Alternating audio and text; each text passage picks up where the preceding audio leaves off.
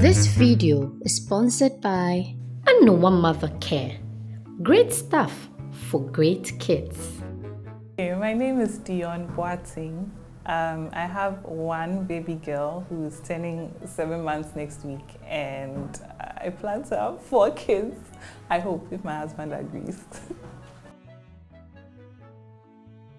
Okay, so the funny story is, a week before I found out, I actually pranked my husband that I was pregnant.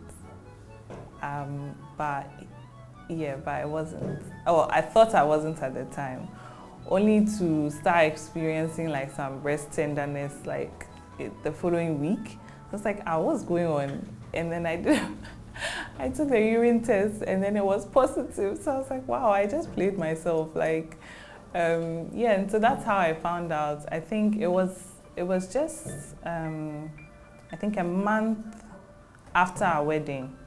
So we're not expecting it because we're now trying to have the conversation about family planning and all that, but it happened before we could even plan anything. So yeah, it was definitely a mixture of emotions, but yeah, that's how I found out I was pregnant. He was very level-headed. I think I cried and laughed and did everything within like 5 minutes. But he was just like, look, it's fine, we're married, it's fine. We still have close to a whole year before the baby comes. So there's lots of time to plan and prepare for the child. So he was level-headed, and then later on he started getting very excited. So yeah. So my pregnancy was relatively easy, to be honest. Like, I can't complain. First trimester was tough. The usual, like nausea. I used to some sleeping I didn't understand. Like in the middle of the day, before I realized I'm asleep, whether I'm sitting down working, before I realized I'm gone. So there was a lot of fatigue. Did I have any cravings? I don't remember having any cravings, to be honest. I just used to eat anything. But what I do remember is that before my pregnancy, I really loved okra, banku and okra, but I couldn't stand okra. Like, just the thought of it to make me want to throw up. So I couldn't stand okra. And then in the beginning too, I wanted to be very healthy. I was juicing, making juices and stuff. And then it just got to a point I couldn't stand fruits. Like, I know it's like everybody's like, yeah, you're pregnant, you should eat fruits and vegetables. I was the opposite.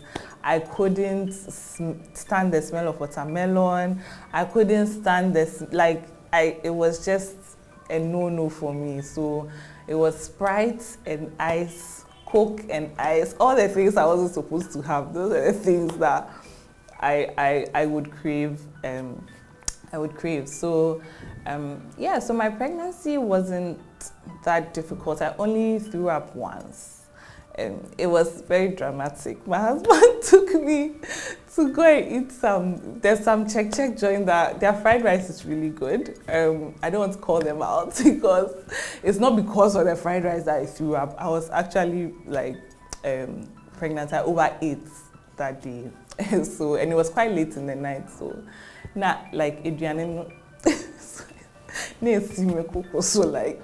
So I remember that was the only time it was so dramatic. I think for like 30 minutes straight, everything was just coming out. So my husband, he did well. He did a lot of work cleaning up and all of that.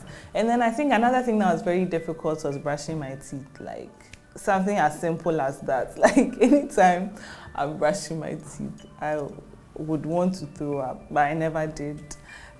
So yeah, brushing my teeth became an extreme sport. And then another a difficulty that I faced during my pregnancy was sciatica. So it's a condition where your sciatic nerve, which runs from your lower back through your, I think, right leg, gets pinched. So it's like a pinched nerve, and the pain is excruciating. So I had a bit of that before I got pregnant, but when I got pregnant, it became more pronounced. So one day I can just be sitting there and then it feels like an electric shock just goes through my leg.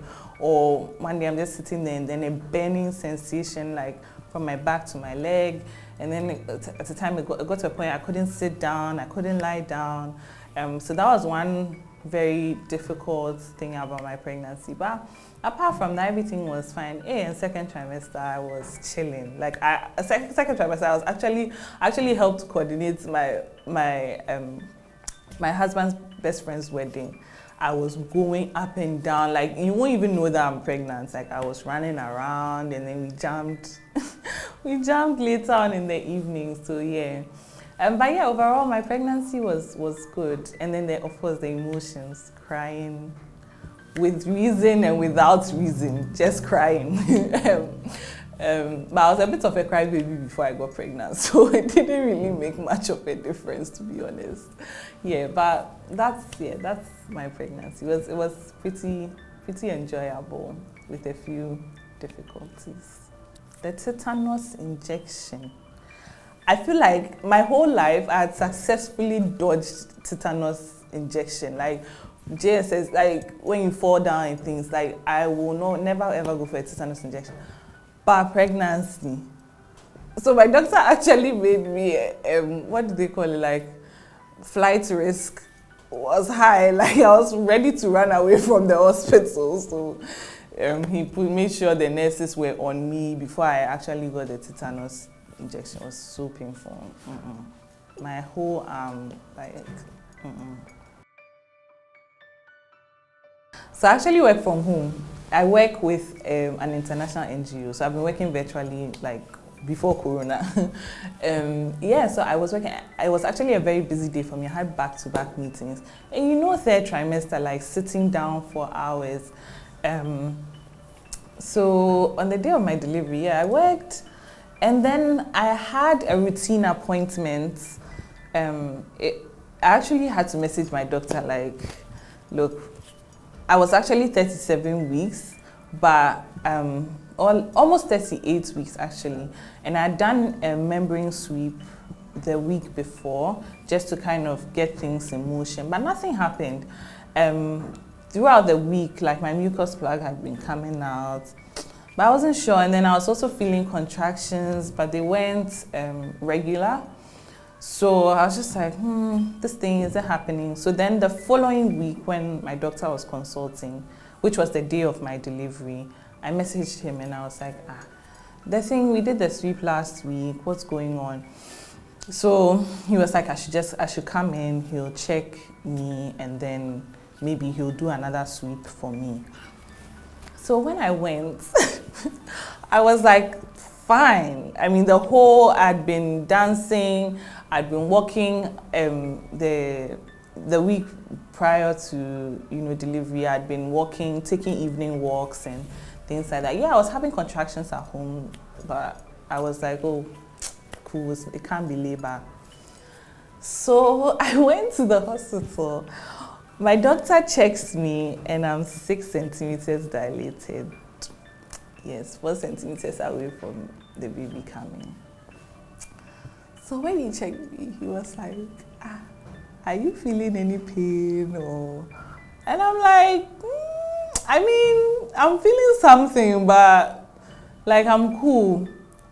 And he was like, well, you are 6 centimeters dilated, so we are going to call the ambulance. Because I was going to Yahoo and I was consulting at the Octagon branch. So there they don't do deliveries or operations or anything like that. So I had to go to the airport branch.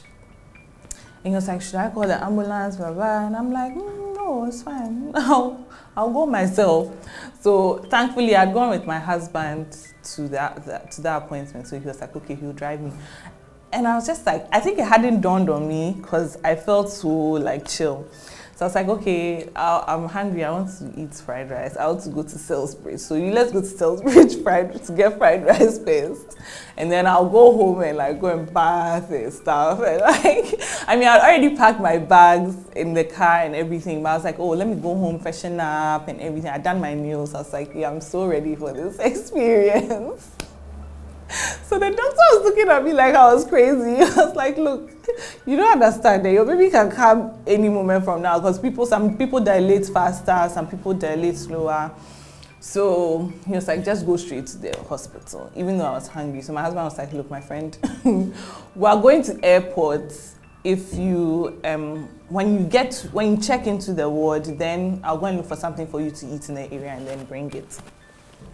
So it was cool. So we got there. I walked myself to the ward, like while they were getting the room ready. My husband and I, we were walking around talking to the ward biller and everything. So the midwives were like, we are sure say obey or 6 centimeters. So they were like, okay, I should come. They'll check me again. So when they checked this time, I was 7 centimeters. I mean, I was in pain, but it was bearable. So I don't know if my pain threshold is high or it was like, I believe it was a supernatural, like, childbirth. Like, God must have been in the mix because everybody was, like, surprised. So, so we got to the hospital around 7 o'clock. And yeah, by 10 p.m., the baby had come, 3 hours. So when they checked and I was 7 centimeters, they were really like scared. Not scared, but of course they kept it professional, but you could tell that there was a sense of urgency, like the midwives were going up and down. And then along the way, all the time I was on WhatsApp, by the way, chatting with my sisters. I'm like, you guys, the baby's coming and everything, video calls and stuff. So they would come in, we'll be chatting and all of that. And then my baby's heart rate started to like go really high. I think like 190, getting to 200.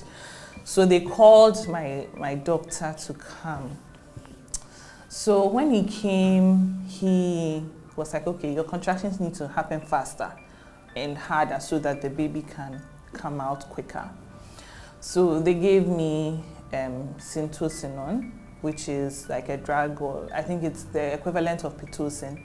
It's a drug that's supposed to make your contractions a lot harder and faster. So when they gave me that, mind you, I wasn't told, that's just by the way, but so I thought I was getting my drip. I thought it was like a regular saline drip. And then along the way, Charlie, things started getting really intense. Like, I was screaming like, God, what's happening? Hey, Jesus, help me. Hey, somebody help me. Like, it was just a mess. I was all over the place. And but everybody was so chill. But even now, according to my doctor, I handled it really well. Because one of the midwives was like, hey, say Drono, it's me nipa bodam. Like, so I was like, oh, then I really tried, or God really helped me, because most of the time I was just on the bed. And I actually, like, even after I'd been given the drug, I was able to like carry my drip and go and pee and come. They were telling me that I should pee on the bed, I shouldn't go anywhere, but I was just like, no guys, I need to preserve my dignity. But anyway, so yeah, so after that, it got really intense and everything, and I'd been scheduled for an epidural. But as much as possible, I didn't want to get it. And I was like, oh, I'm already 7 centimeters, like I'm almost there. Let me just suffer and then do it. But they were like, look, my doctor was like, why do you need to suffer? Like, we just want you and your baby to be healthy by the time this is over. So I agreed to get it. So I got the epidural. And yeah, things started to subside. But even with the epidural, I was very I was like, okay, this is the dosage I want, because I mean, I still want to feel the contractions. Because I've been told that when you get the epidural, you get the full one, you are not able to know when to push because you don't feel the contraction. That's when people say, and tearing was like my number one fear. My number one fear. I didn't want to tear. I didn't want an episiotomy or anything.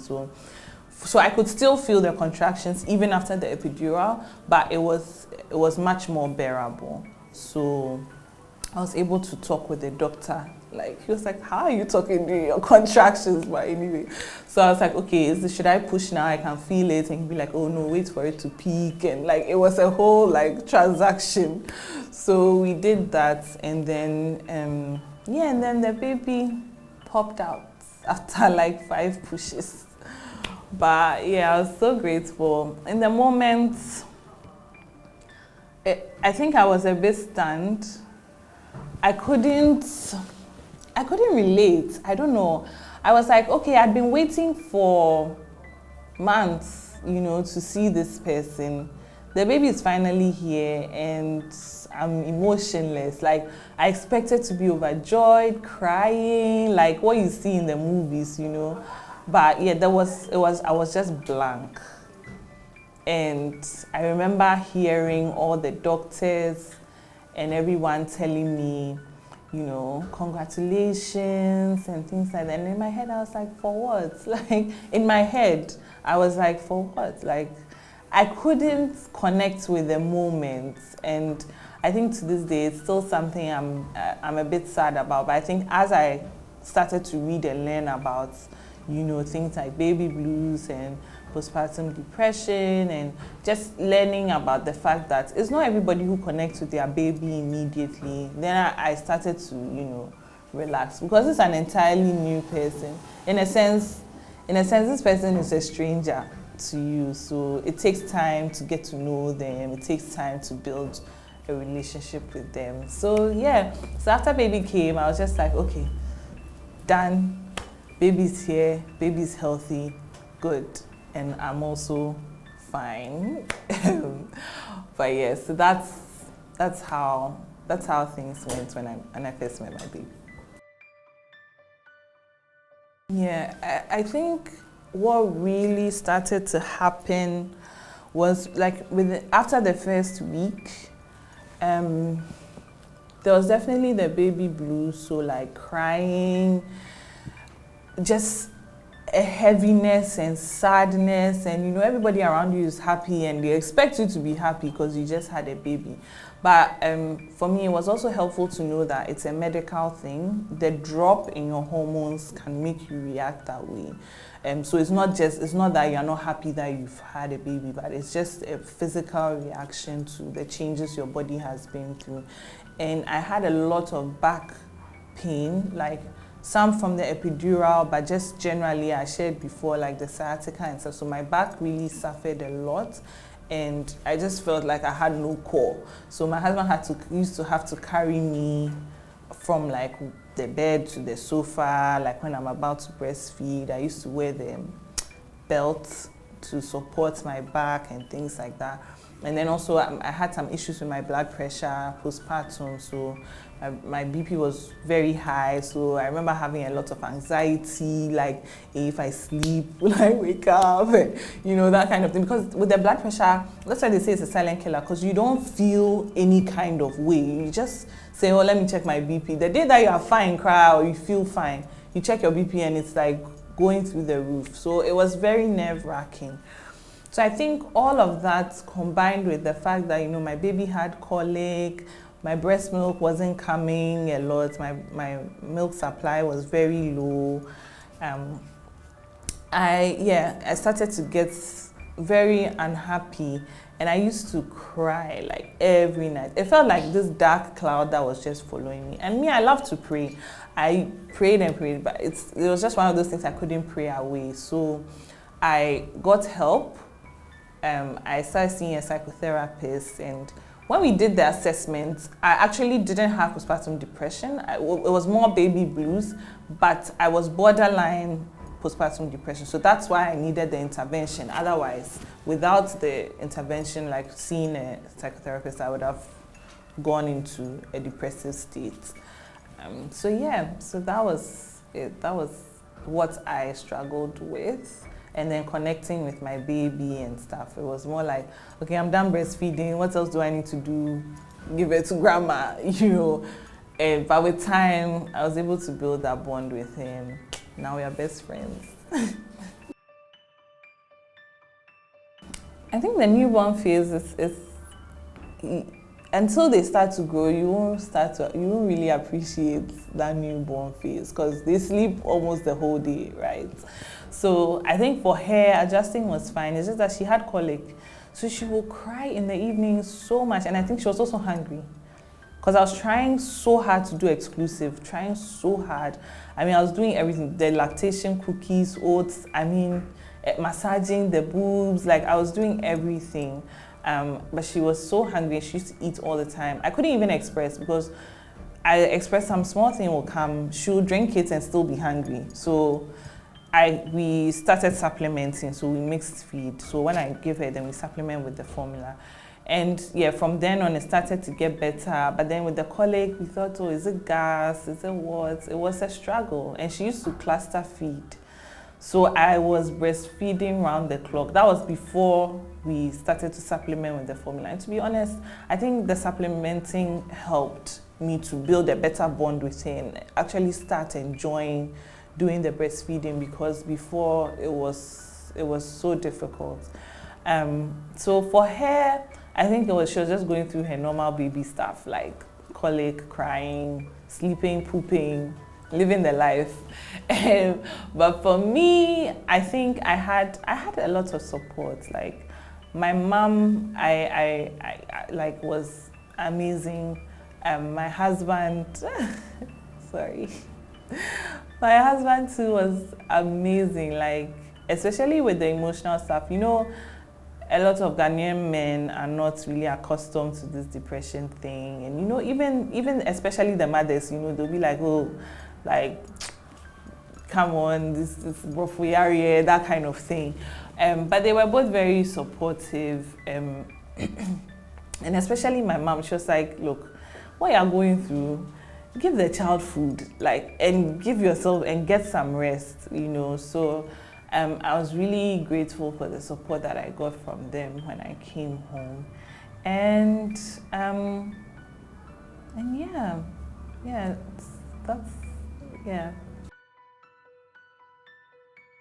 So she didn't get BCG at birth. Okay, I think that day the Ghana Health Service people hadn't come. I gave birth in the night, so yeah, usually they're supposed to have her on the ward, but I don't know what happened. So we went the following week to get it. She's hard. My baby is a hard girl. Like, when they gave her the BCG, yeah, my husband couldn't even watch, but I was like, babe, relax, like, she can barely feel the pain. Anyway, so they gave her the injection, and it was just like, yeah, and then she stopped.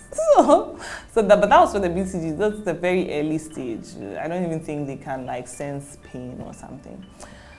Then later on, we started doing the others. Yeah, she would cry, but the reason why I said she's hard is because she would cry and then she'll stop. And that was it. So I think it was the last one she had, maybe I think at 4 months, where she had a bit of a fever. So we gave her a bit of paracetamol, and then the next day she was good to go. So the immunizations haven't been too bad. But as she grows, now she's very feisty. So I'm dreading the next one, but we'll see how it goes. We'll see how it goes. I hope so. Oh, this is a tough one because I'm still figuring it out. But yeah, she likes food, and she's loved food from the beginning. So it was pretty easy. We started with like the cereal, so single grain cereal. We'll just add a little to her formula. This was at about 4 months. So we just add a little to her milk and then give it to her in the bottle. And then with time, we started adding cocoa, still mixing it. Slowly, you know, coax her into enjoying the solid. So that one too, we mix it with the milk and then we give it to her. And so now now she fights with me over my food, which is just, I mean, crazy because she's only 7 months or almost 7 months. But yeah, so in the mornings usually cocoa or sometimes even Cerelac mixed with her formula. And then we also give her some of these like DromoBaby, Heinz foods. In the afternoon, we do like a puree for her. So we'll do maybe like a bit of potatoes, a bit of like chicken or fish, green peas, boiled carrots, and puree it, and then slowly we are moving into like mash instead of the puree. Yeah, so we give her that, and then for snack we'll do like maybe a smoothie, so maybe just mango, add a lot of water, and then give it to her to drink. And then there's these biscuits, Falis infant rusk. It melts in their mouth. She loves that too. And then yeah, so slowly we started feeding her with a spoon and a bowl. This girl will just reach for the bowl and put it on her mouth. And I'm like, babe, you need to learn how to eat with cutlery. So that's the struggle we are having now, bowl versus spoon. That's the struggle we are having now. But the transition hasn't been too bad. I'm now trying to see, getting comfortable with it. Felt like, oh, give her banku, give her. So I'm just, with the banku, I'm taking my time. But this girl, she looks like, Charlie, she's ready to go. Yeah. I think with her milestones, I mean, she's very energetic. She's very strong. And she's a smart little girl. She's just 7 months, but so much of her personality is already coming out. In the beginning, I had a lot of anxiety, but I think that anxiety was baseless because as a new mom, I didn't know what it was supposed to look like. Like, I mean, you read it, but in the daily childcare, it's hard to see, you know, those changes happening because you see the child every day. But yeah, I remember the first day she smiled. I was like, what? And then I can't remember, it was a reaction to something I did, which was what made me, because you know initially when they're smiling, it's kind of because they have gas and things like that. But this time I did something and she smiled, and then I did it again and she smiled again. I did it a third time and she smiled again. I was like, oh my goodness, like, okay, we are establishing something here. So that was nice. And then I remember when she like started grabbing things, that was also fun to see. And then she's not crawling yet, she's like using her legs to push herself forward. But when she sees her cousins like jumping and running around, she's like, when you hold her up, she'll also be doing some. And I'm like, hey, like my father will tell her like, one can't in there on to no bona area city. You walk her, the moment you start walking, you walk her until your last day, so she should relax. Yeah, so but she's not crawling yet, but she's doing what she's supposed to do at the age that she is. So yeah, that's where she is now. Those are her milestones. I talk to a lot of other mothers, and also, I mean, I started sharing parts of my story on my personal Instagram page, and then I realized, oh, there's like a community of mothers on social media, so I've been able to connect with someone. And sometimes when I have a question, I just either throw it in my stories, like, hey guys, like, I don't know how to do this, or do you know where I can get this? And then I usually get a lot of responses. So yeah, I found very strong support, a very strong support system in social media. And also, I think there's a lot of information online. I also use the Baby Center app, so that also helps. But yeah, when I don't know something, I ask. And then usually I just resort to asking my mom, like, how are we when we were? She's like, oh, this thing is normal. I'm like, oh, okay, then it's normal. I'm fine. Like, it takes time because I generally tend to like, hey, is this the way it's supposed to be and things like that. But now I'm a pro. Well, take that with a pinch of salt. But yes, now I'm more relaxed. So even when I don't know something, it's not scary like before. Yeah. I think for me, one thing I've come to realize is, and I shared this on my page at the time, that if I don't look after me, I can't look after her. Like, simple.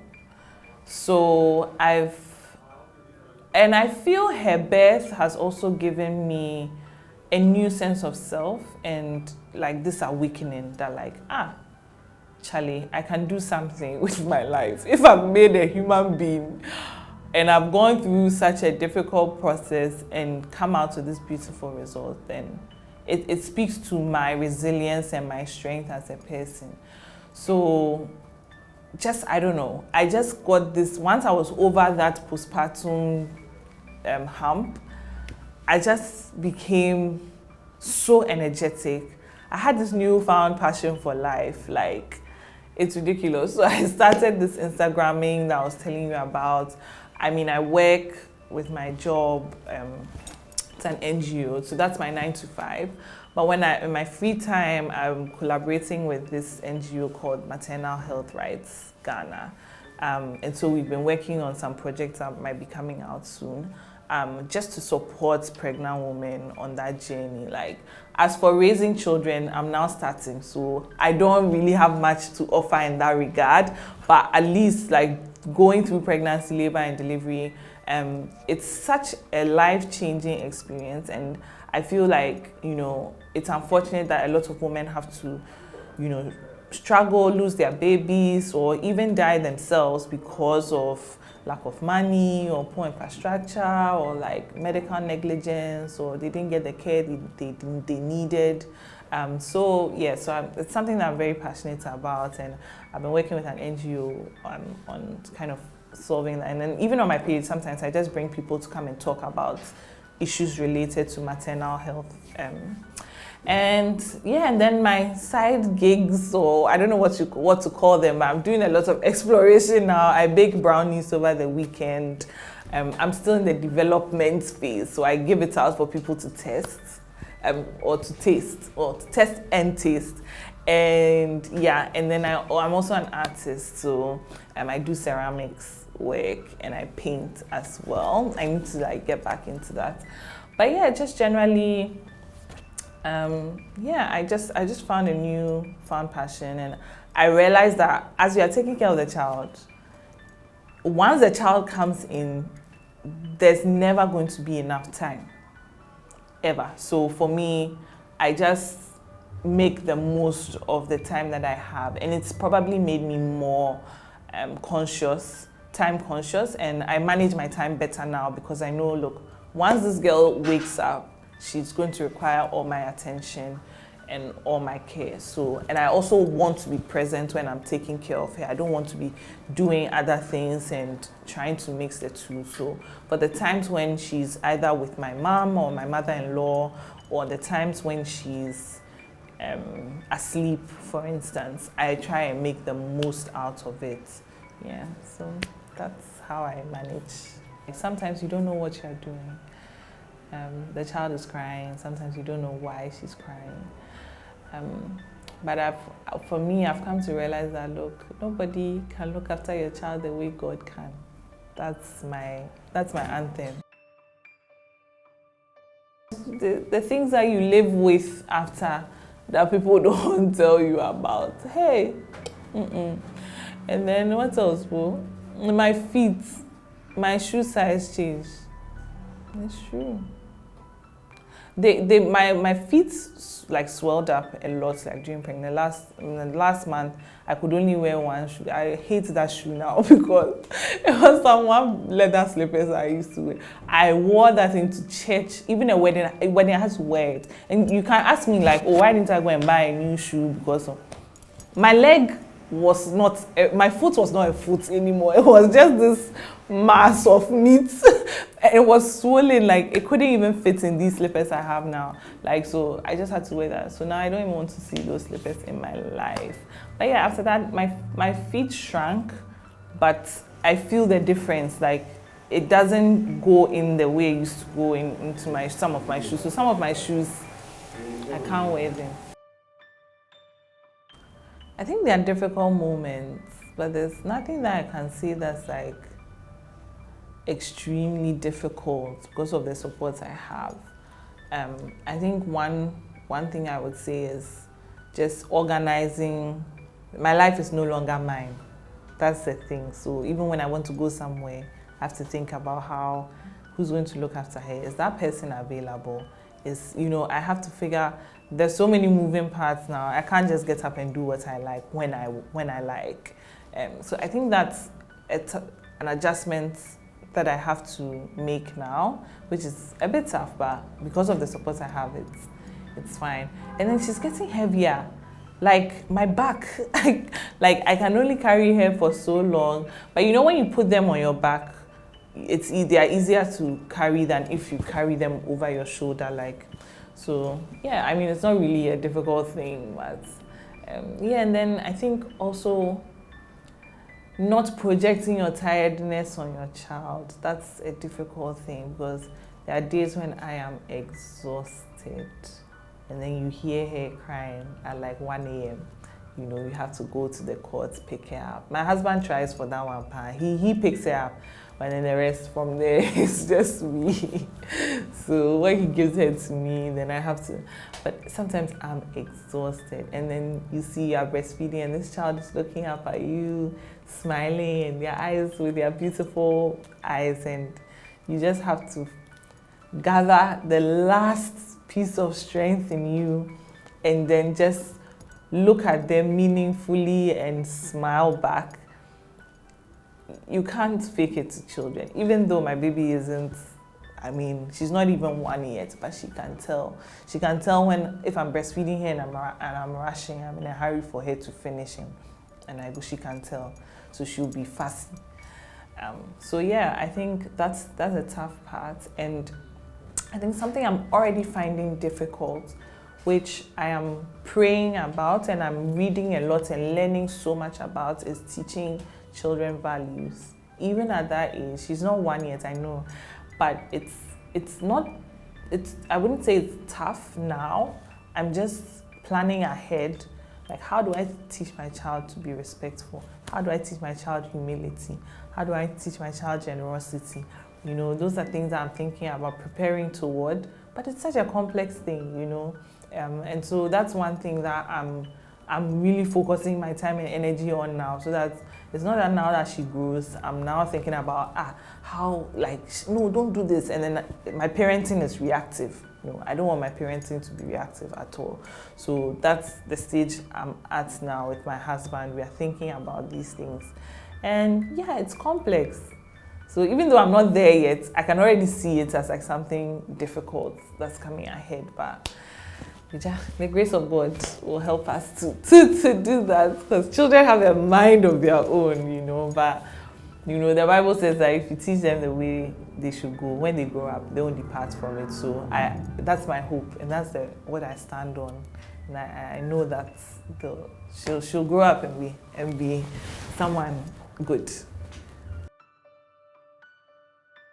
What's been the most rewarding part? My child looks nothing like me. Okay, she's my husband's carbon copy.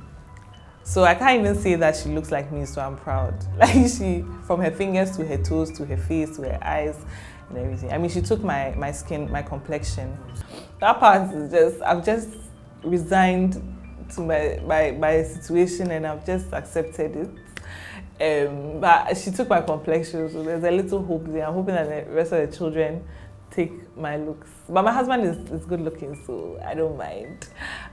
So for me, it gets a little annoying, but what is the most rewarding is the fact that, when she's at her crankiest, when she's crying and, no one can console her, and she sees me and she's stretching her hands to me and she comes to me and Charlie, the crying ceases. I feel on top of the world, like I'm the solution to that. But sometimes it's difficult because look, you need the help, you need her to go to somebody else, and she won't stop crying until she comes to you. So little by little, we've been trying to discipline her small. Go to grandma, don't come. I'll be dodging her and things. But I think there are moments; those are just precious moments where I'm like, out of all the people in your world, I'm the one that can take your pain away. I'm the one that can make you feel better. I'm the one that can make you, smile even when you're at your worst. And I think for me, it's one of the most precious moments of motherhood. So yes, I think that's what's been the most rewarding for me. I've been told that when she starts talking, it's when she starts saying mommy. That's also something I'm looking forward to. So yeah.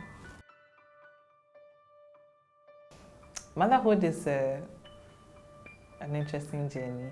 Pregnancy to childbirth is a very interesting and difficult journey. But what I'll say is that everybody's journey is different. As many women as there are, that's how different the childbirth stories and the pregnancy stories and the motherhood journeys are. So I just want to say that whatever it is that you are going through your pregnancy, it is valid. Even if nobody has ever gone through it before, it is valid. Someone told me that, if you haven't gone through pregnancy before, they'll say that what you're doing is too known. It's not too known. Once you go through pregnancy, that's when you know that, everybody goes through something.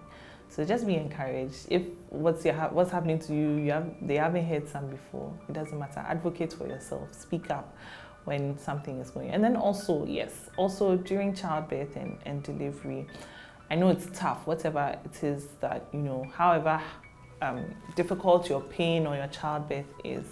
But I just want to encourage you, even in those moments, try and get a support person, even if you can't speak up for yourself.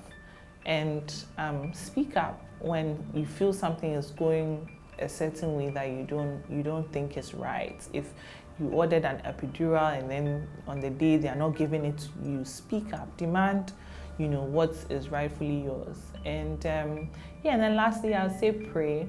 I think prayer was a big part of my journey, and I think it's part of the reason why my childbirth was so chill. God really came through for me. So I just encourage you, like I said before, everybody's journey is different. I'm not saying that if you pray, it doesn't mean that you will feel pain. I felt pain even though I prayed, but the whole process was it just had God's hand written all over it. So whether you do a cesarean, whatever it is, just pray from, who's going to be in the room that day.